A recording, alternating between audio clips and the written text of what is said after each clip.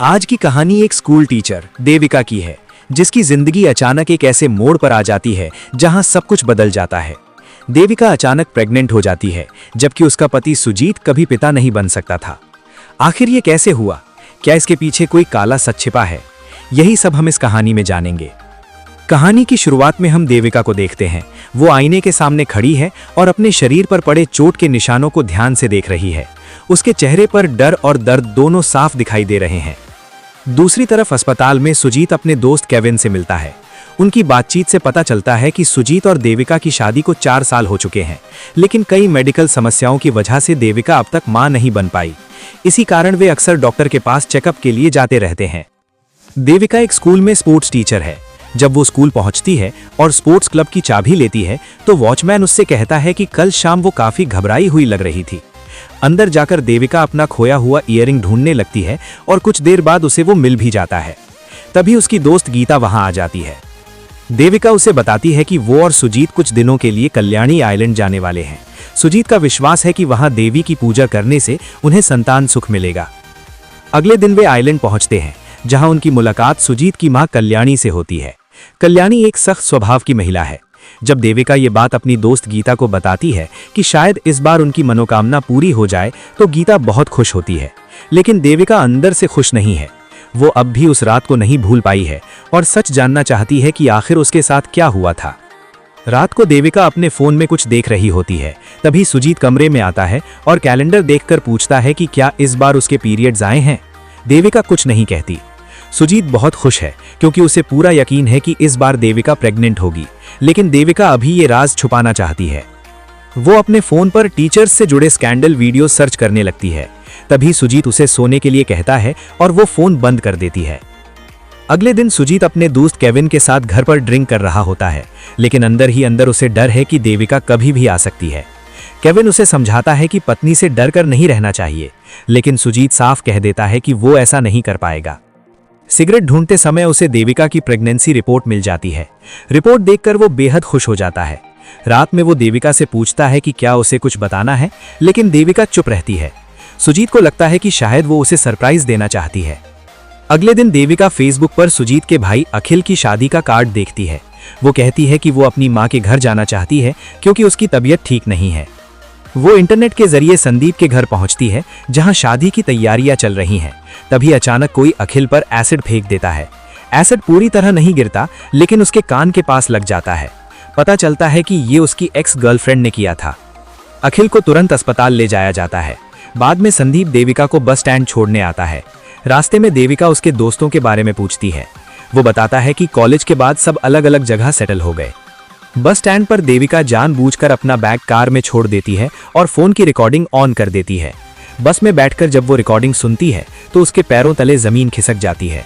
संदीप अपने दोस्त मार्टिन से बात कर रहा था कि उन्होंने अपनी टीचर के साथ जो किया था उसकी जांच दोबारा शुरू हो रही है, और जिसने देविका के साथ गलत किया था उसका नाम नवीन था, जो इस समय कोच्चि में है। मार्टिन कहता है कि उनके पास टीचर की फोटो और वीडियो है, इसलिए वो उनका कुछ नहीं बिगाड़ पाएगी। ये सुनकर देविका टूट जाती है। वो रोने लगती है और फेसबुक पर नवीन को सर्च करती है, जो इस समय फूड डिलीवरी का काम कर रहा है। मां के घर पहुंचकर वो अपनी बहन धन्या को सब बताती है।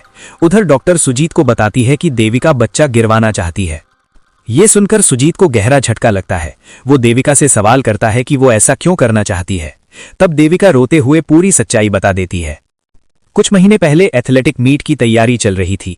उसी दौरान कुछ लड़के स्पोर्ट्स क्लब हॉल में मस्ती कर रहे थे। बाकी छात्र जा चुके थे। देविका ने उन्हें जाने को कहा। उन्होंने चालाकी से उसे एक टॉफी दी जिसमें नशीला पदार्थ मिला हुआ था। टॉफी खाते ही देविका बेहोश हो गई। इसके बाद नवीन और उसके दोस्तों ने उसके साथ गलत किया और उसकी वीडियो भी बना ली। जब उसे होश आया तो उसकी हालत बेहद खराब थी। वो किसी तरह घर पहुंची। वही दिन था जब हमने शुरुआत में उसे आईने के सामने देखा था। ये सुनकर सुजीत गुस्से में आ जाता है, लेकिन गुस्सा गलत दिशा में जाता है। वो देविका को ही ताने देने लगता है। अस्पताल जाकर वो केविन को सब बताता है। केविन कहता है कि सबसे बेहतर यही होगा कि बच्चा गिरवा दिया जाए ताकि समाज उंगली न उठाए। अगले दिन केविन देविका के पास आता है और उसी को दोष देने लगता है। देविका उसे घर से निकाल देती है। रात में वो सुजीत से कहती है कि अगर कुछ कहना था तो खुद कहते। सुजीत को अपनी गलती का एहसास होता है और साथ देने का फैसला करता है। दोनों पुलिस स्टेशन जाते हैं, लेकिन अंदर जाने से पहले सुजीत उसे समझाता है कि वहां उनसे शर्मनाक सवाल पूछे जाएंगे और बदनामी होगी। देविका समझ जाती है कि वो उसके साथ पूरी तरह खड़ा नहीं है। वो घर छोड़कर अपनी मां के पास चली जाती है।